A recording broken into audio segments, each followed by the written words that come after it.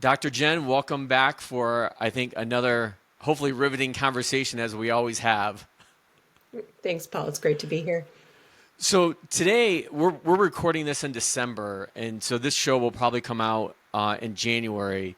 But the topic that I wanted to talk about today, or we wanted to talk about today, was anxiety. Like I think it's everybody's favorite word around the holiday, and then especially like when you pair it with this presidential election that we went through.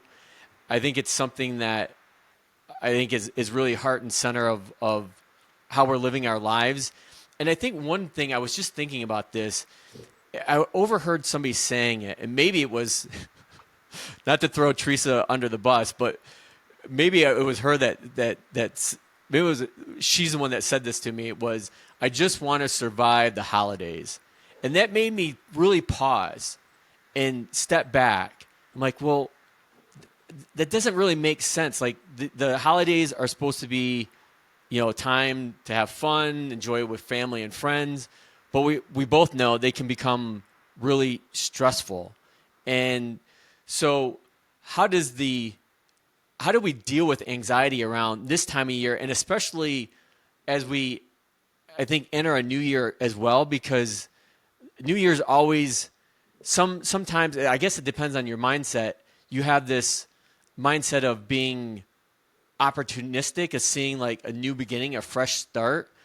And I know there's other people that see just the opposite, that they feel that anxiety about the unknown of what this next year could be like for them. I think you really put your finger on it when you said that a lot of this has to do with our mindset. And, this is a time of year, as you said, we're recording this in December, it's going to come out in January. This is often the time of year that I see a lot of folks coming into my practice for things like anxiety, family conflict, kind of existential challenges. What is the purpose of my life? And a lot of this is really our mindset. So I like to start by helping people understand, what is anxiety? What are we even talking about when we say I'm feeling anxious or I have anxiety? A lot of this is, like we talked about in other podcasts, being able to pull back from the thoughts and look at what the thoughts are actually saying to us when we're having anxiety type thoughts. So anxiety Information is data, right? information is Or data. emotion is information. Yeah, right. Feelings are just information. And what are these feelings trying to tell us? So, the first thing I like to say about anxiety is it's very physical. We feel it in our body a lot of the time. So when we feel anxious, often that's our first cue, is that kind of gut punch feeling, or we might feel it in our face or feel kind of a tingling or like a prickly sensation. And that's our body and our nervous system telling us that something is happening that we want to pay attention to. But if we don't notice that, we can just go about our day and feel kind of off, feel a little bit nervous or just unsettled, and not recognize that we're having all of these anxiety thoughts that are getting in our way. So, anxiety typically tries to convince us of three things. And I really do like to almost anthropomorphize anxiety, like it's this external thing that's happening to us. So anxiety tries to convince us that the feared thing, whatever it is we're afraid of, and this is really true for any type of anxiety, it convinces us that the feared thing is definitely going to happen. Not maybe, not probably, but definitely going to happen. It convinces us that it's going to be catastrophic when it does happen. And it convinces us that we won't be able to cope with it. And those three things are really important to understand, because it means that we can intervene in any of those three ways. Right? If we understand that anxiety is trying to convince us that something bad is definitely going to happen, if we can pull back from that thought, we can interrogate it a little bit. Is it definitely going to happen? Do we know for sure that I won't be able to handle that visit with my in-laws, right? Or that I won't be able to make it through the holidays? And then we can move on to the second one. Is it going to be catastrophic? Right? Because that is really where our mind goes, like, this is terrible. It's going to be awful. And then that third piece, I won't be able to cope with it. And that's where I often find that we have the most agency. I know that's a word that we talk about a lot, is agency. Yes. And we have agency over our ability to cope with things. We can build up resources internally. We can reach out for support from other people. So it gives us a lot of doorways in to address those anxious thoughts and feelings when they're coming at us. In listening to you talk about that, I think back to people that go through a career transition, one that is not their own, where they're either laid off let go, whatever the situation may be. It's really hard. It's a difficult situation to go through. I've been on both sides of that fence in my corporate career, but I found that it's even more challenging this time of year, whether it's a November or December or January, because you feel like what you just described, that it's catastrophic. I'm never going to find another job. No one's hiring this time of year. And you can go down this death spiral of anxiety, fear. And I remember I've worked with families going through this time of year. I actually went through this one time during my corporate career this time of year. And I remember that Christmas, and I'll never, I still get emotionally choked up about it because my kids were little. Like my triplets were maybe like 5 or 6. And I felt like I lost my Christmas that year with my kids because of that. And I'll never forgive myself for that, because here you talk about agency. Like, I had the power to be able to control, my thoughts and my emotions, my mindset. And I let the fear and the anxiety take over. And it's that scene from Inside Out 2. I don't know if you've seen it. I think we've talked about it on the show, where anxiety is just sitting there at the control panel, clutched, fist, hands to the control panel, and this tornado is spinning all around her, and Joy is trying to come in to like get her to let go. And I remember, even I'm getting choked about this damn movie.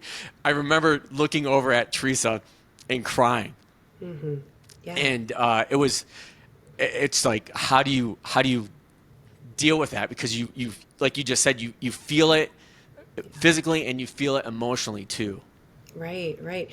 I agree. And I had that same reaction to that same scene because it is so human, right? That is what it feels like. That anxiety comes in, it's like, let me take care of this, right? I will control this for you. And it feels comforting internally. Again, as though anxiety is this external thing, right? It feels comforting in that moment because it's like, okay, somebody's in charge, right? The anxiety will take over. But the problem is that all of these feelings love themselves. They want to stick around.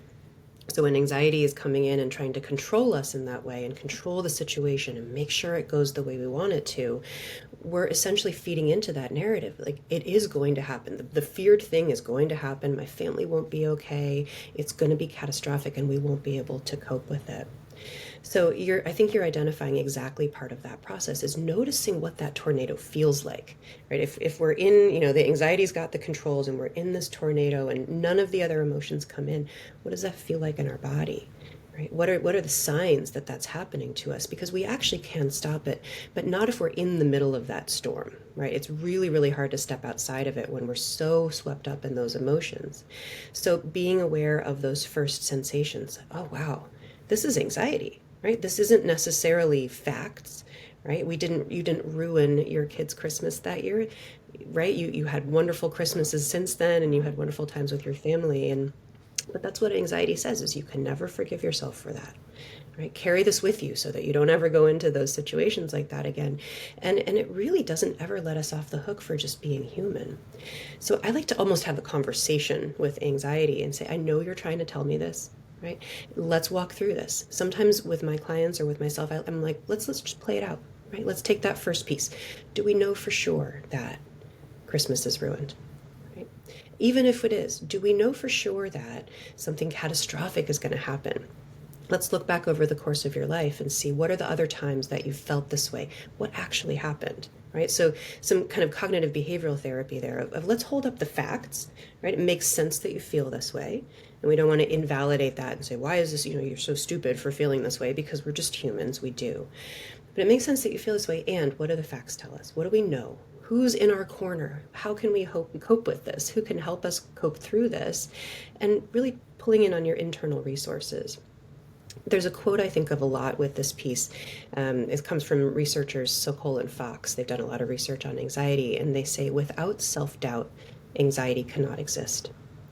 And I really Say that one more time. Without self-doubt, anxiety cannot exist. It's an interesting That's really one. interesting. Yeah. Yeah, that's why I wanted you to say, like, I'm like, I need to let that soak in. Mm-hmm. Yeah, I did too. The first time I read that, the first 10 times I read that, without self-doubt. Because what that says is anxiety is something that I actually have some agency with. It's about building up mastery or understanding that I do have the skills to make it through, or I've made it through every hard day of my life so far. I can do really hard things. I can handle challenges. We can, right? We're still here. We're still standing. But anxiety tries to convince us that we can't. And so we really have to be able to pull back and look at the facts, look at our internal resources, and then maybe add additional resources, ask for help, share out loud what's happening.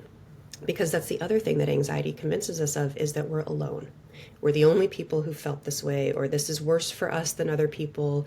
And that's really part of the fundamental problem with being human is we know our internal experience so well, and we know what other people choose to share with us.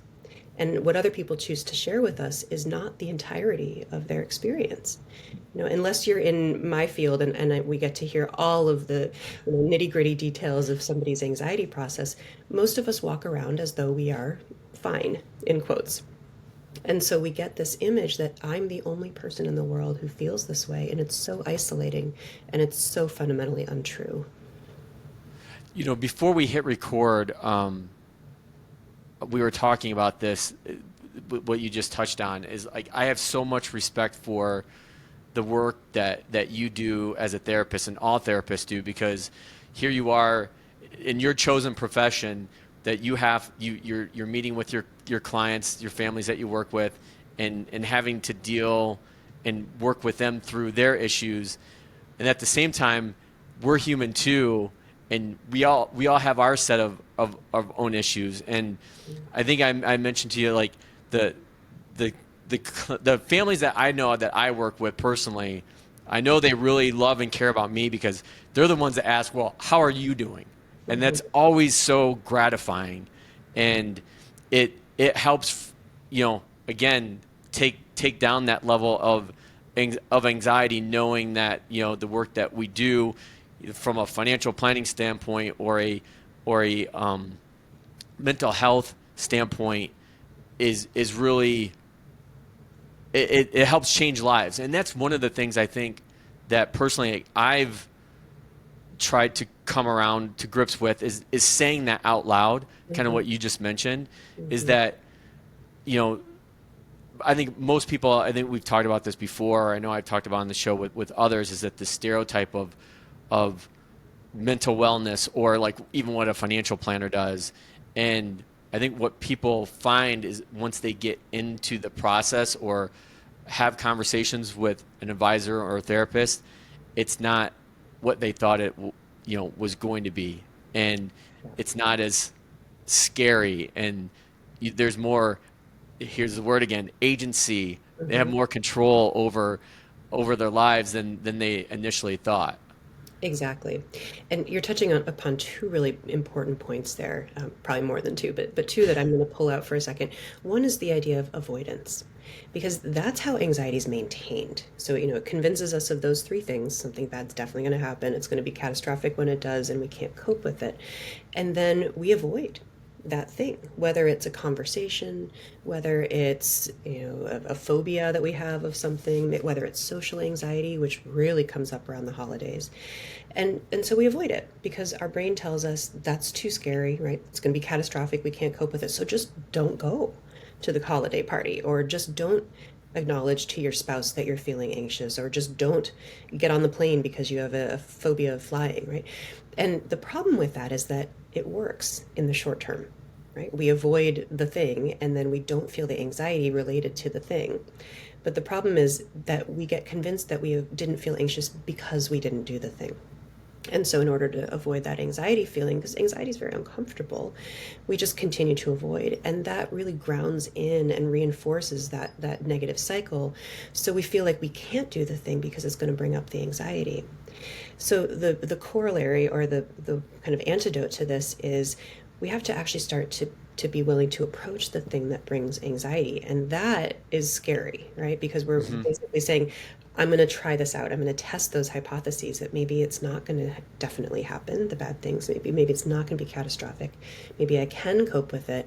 And often we have to do that behaviorally, walk toward the feared thing, conversation, event, whatever, kind of fake it till you make it a little bit. And I don't always love that phrase, but that is the Yeah. way to work with anxiety is to say, I'm gonna approach this thing anyway. See what happens, almost like a scientist, and really try that on. Is that true that it's definitely going to be bad? Is that true that it's definitely going to be catastrophic? Is it true that I can't cope with it? We won't know unless we try it. And I thought of this because you were saying maybe we just say the thing out loud, right? Maybe we just share that fear, that self-doubt. That's one of the things that I see the most in my practice and as a human is sometimes conversations are the thing that we fear the most, right? Just that discomfort of saying to someone, I'm really struggling, or I don't want to spend that much time with you, or whatever it is that we're trying to set some boundaries around. That's the thing that's bringing up the fear. And just like you said, 9 times out of 10, maybe even more, it's fine. In fact, it humanizes us. It brings people closer to us because we've got this whole internal narrative that I'm the only one who's struggling with these thoughts and feelings. And lo and behold, Paul just said to me, he's got them too. So, wow, right? I have to really check those assumptions. And now I see you differently. I feel closer to you because you are also somebody who experiences these thoughts and feelings. Yeah, I think, in listening to you talk about that, like when and I kind of lead with this when I meet a new family for the first time. I basically tell them it's not lost on me the fear or anxiety, trepidation you may have in coming into my office and having a conversation with, a complete stranger, even if they're referred from another family or a friend that I work with, is trying to take the temperature of the room down to let them feel comfortable and confident that this is a place that you can, share things openly. It's a conversation between you and I, and just to try to take those walls down. And I've found over time in trying to do this, and maybe I learned this from my own therapist, and how to do this. Hopefully, shout out to Kelly, is to get them to a point where, again, they feel comfortable talking about something that's very uncomfortable. Yeah. And I'm sure that you see that, like you deal with that every day being a therapist. Mm-hmm. Yeah, sometimes I liken it to those old sitcoms where, somebody thinks that everybody's forgotten their birthday, but really they're planning a surprise party Yeah. and they're yelling at the screen like, just tell them because there's so much pain happening here, right? I think that we just walk around like that. I work with so many people who feel so alone in their anxiety or so alone in their depression or their thoughts, and the one thing that would be the most helpful is for them to actually say out loud to their friends or loved ones, I'm really struggling, because then they would hear, oh my gosh, I am too. And it's like I'm shouting at the screen, like, just acknowledge what's happening, right? Because you're walking around with so much pain, feeling so other, so alien, and that's making it feel so much worse. So then we continue that avoidance process, and we don't have the type of agency that we really need and deserve to have. Yeah, I think that's a really good point that you come back to that whole avoidance where it's like no one really wants to, well, I'm sure there are some people, but I think most people generally are good people that they don't want to deliver bad news to somebody. And so, we can work this up in our minds of this potential negative conversation with somebody. And actually, this just happened to a friend of mine a few days ago where I tried to convince him, like, you have to have this conversation, or you shouldn't have to, but you should have this conversation. You should deliver this news, because if you were on the opposite end, you would want to know as well. Yeah. And so I think, again, to your point, we build up this avoidance to where we think we're delivering potentially bad news. And while it may be difficult news to hear, it's probably not as bad as we think it is. Yes.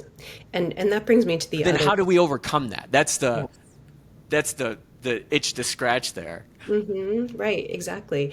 That's the second point that I really heard in what you said a minute ago that I wanted to highlight, and it kind of is a bit of a teaser for our next conversation next month, which is that when we feel that anxiety, when we feel that kind of out of control feeling, and control is an important word that I'm going to come back to, we often try to exert control, but we don't realize we're doing that. And so what that looks like, and this is a made up word that I created a while ago, actually one of my children created, so I'll share that story with you in a second. But we start to engage in what I call make suring.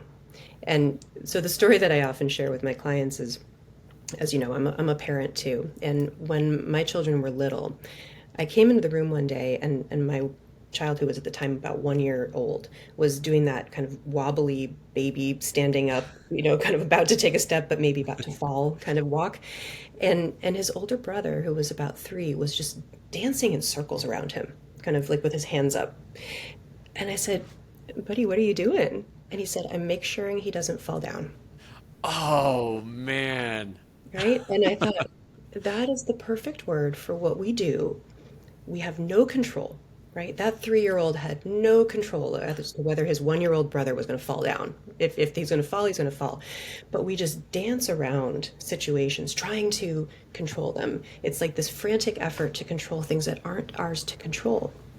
And so when I talk with people about that, it's a concept that I think of all the time. I just want to make sure we start listening for these words, and I encourage all of our listeners to start noticing. I just want to make sure you didn't forget our appointment. I just want to make sure you're okay. I want to make sure you know how important it is that you do this thing. And we start to try to control, right? So we're that anxiety in the tornado, trying to control all of these things that aren't ours to control. We can't control how somebody feels when we say something to them. We can control, how much we share. We can control the tone of our voice, and how kindly we deliver something, but then it's theirs to experience. And so a lot of that anxiety and a lot of that avoidance comes out as this kind of controlling, usually very well-intended behavior, but we're still in it. We're still trying to maintain that control. We're trying to kind of calm that anxiety chaos. And it usually backfires because we're giving more than we have to give, or we're trying to get into somebody else's process. And invariably it doesn't work. And then we feel resentful and disconnected. So the very thing we were trying to avoid happens, and we kind of make it happen. That's really interesting. So now I can see like how this tied into our last conversation, and why you want to go there. So, but I really appreciate your flexibility in bringing up this anxiety, because I think as we're in this time of year, and with the election cycle just finishing, and pent up anxiety around that, it's going to be an interesting 2025 as we get started here. So we'll make sure that we pull on that thread when we meet in the new year. But Dr. Jen, thank you so much for all these conversations this past year, and for being a part of the show. And I know that I personally get so much out of our conversation. I know the listeners do as well, as far as the valuable feedback that I get regarding our conversation. So I can't thank you enough, and I hope that the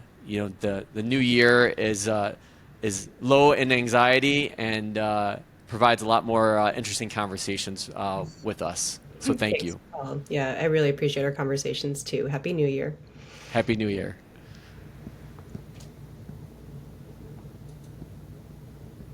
Where? Now I can't find the stop button. Oh, there it is.